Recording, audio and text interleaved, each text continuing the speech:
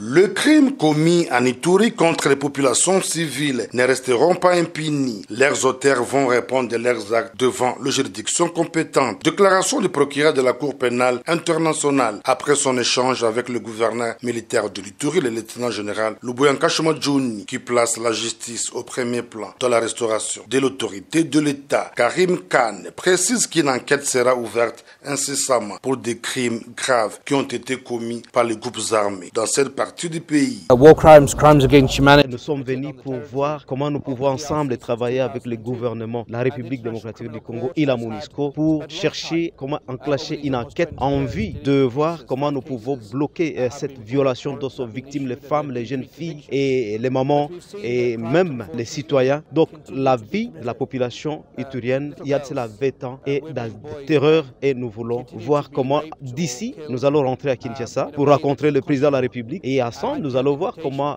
nous mettre d'accord sur comment nous allons nous y mettre en vue de stopper cette situation en province de l'Ituri. Le gouverneur militaire de l'Ituri salue cette visite. Je vous avais déjà promis 1.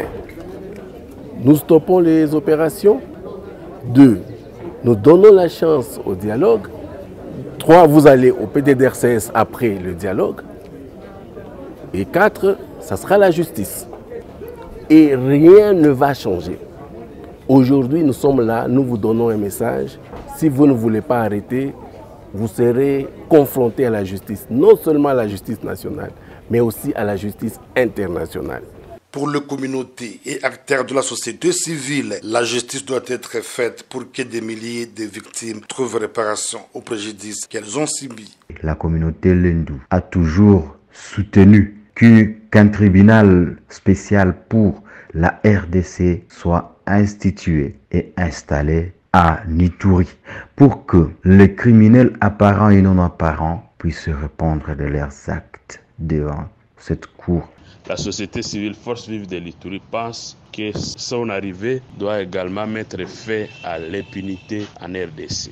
Signalons que le numéro 1 de cette juridiction internationale a échangé avec les victimes de l'affaire Germain Katanga avant de visiter les stands de zone G qui bénéficient de fonds au profit des victimes. C'était en présence de la ministre d'État de la Justice Rose Mutombo et son collègue de droits humains Fabrice Pouela. Sur instruction du gouverneur militaire de l'Ituri, le lieutenant-général Luboyanka Shomadjouni, le commandant de la 32e région militaire, le général-major Peter Chirimwami, en séjour dans les territoires d'Aru, en préparation de la tenue du dialogue intergroupes armés, a visité ce dimanche 28 mai 2023 le centre de négoce d'Ariwara, situé à environ 350 km de la ville de Bunia. Sur place, le général-major Peter Chirimwami avait pour mission de sensibiliser la population d'Ariwara, de s'imprégner pour la réussite du dialogue et d'évaluer la situation sécuritaire relativement calme, favorisant ainsi le développement de cette partie de l'Ituri, comme le témoigne le directeur général de l'ISEN Madrimous et le gérant de l'établissement industriel Okapi. Investissons-nous dans le travail. Le travail, c'est notre avenir. Les armes, ce n'est pas notre affaire. Donc pour la jeunesse, c'est l'étude.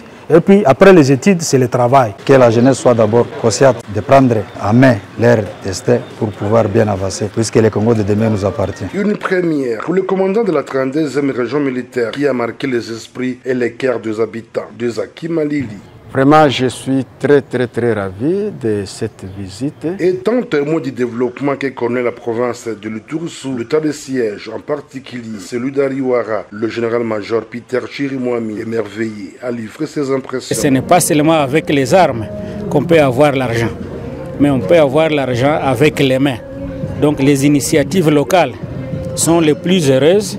Au lieu de s'entretuer, nous devons nous mettre ensemble pour produire et développer notre province. La paix, gage du développement de toute nation. Les groupes armés locaux actifs en territoire d'Irumu, de Djoukou et de Mahagi sont appelés à saisir la main tendue du chef de l'État, Félix Antoine Tshisekedi Tshilombo, au travers de ces dialogues où la réconciliation et le pardon des Ituriens et les maîtres mots pour un rétablissement effectif de la paix en province de l'Ituri durant cet état de siège.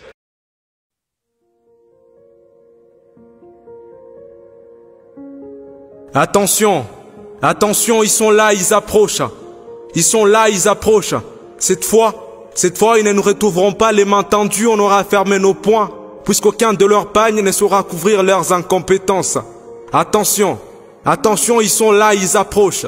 Cette fois, on ne sera pas aveuglé par la noirceur de leurs costumes, puisque l'insécurité et les meurtres à répétition nous ont ouvert les yeux. Face à nos peines, ils sont restés indifférents. On leur a donné la voix, mais face à nos cris, ils se sont tus. Leurs enfants à l'abri dans l'arche internationale, c'est sur nos toits que les déluges s'abattent. Nous vivons dans des conditions d'insalubrité déplorables, malgré diverses promesses attendues sur une ville propre. Bobeto, disent-ils. Kumbuka, la politique sanitaire est toujours déplorable. Oui, Yebela, que chez nous c'est la non-collecte des ordures, obstruction des caniveaux, non-évacuation de l'eau pendant la saison de pluie, accumulation des ordures dans des quartiers, et que voyons-nous ensuite? Plusieurs maladies font ravage, le choléra, fièvre typhoïde et consorts. Avons-nous perdu notre droit fondamental à la santé? Comment comprendre qu'un pays avec autant de terres arables, avec autant de rivières, lacs et d'un immense fleuve, tous potables, que les gens meurent de la famine, de la malnutrition et que nous soyons incapables d'avoir l'eau potable dans nos robinets? Pourtant, nous vivons tout près du lac ou d'une rivière. Comment comprendre qu'avec notre potentiel hydraulique que nous vivons dans le noir et que c'est simplement en géographie et non sur terrain que l'on apprend que le barrage d'Inga pourrait alimenter toute l'Afrique et la moitié de l'Occident?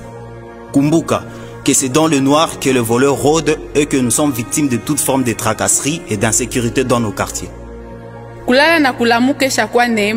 L'insécurité est devenue une chose normale.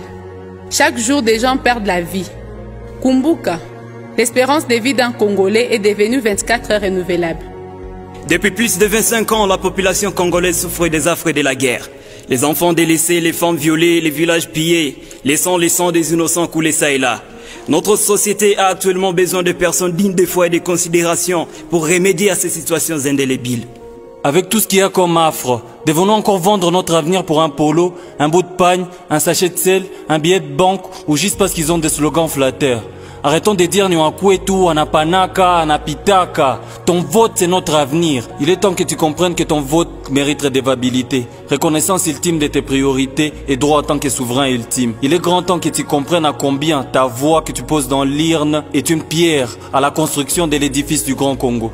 Alors, Congolais et Congolaises, Kumbuka, Yebela, rappelle-toi que ton vote est un début, un choix de changement pour un Congo prospère et glorieux. Kumbuka, oui, rappelle-toi de l'insalubrité qui cause de maladies.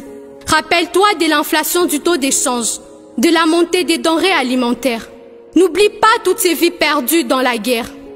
N'oublie pas cette insécurité qui s'installe tranquillement. Wakati imeenea, que ton vote soit une source de changement, parce que nous méritons des élections intègres.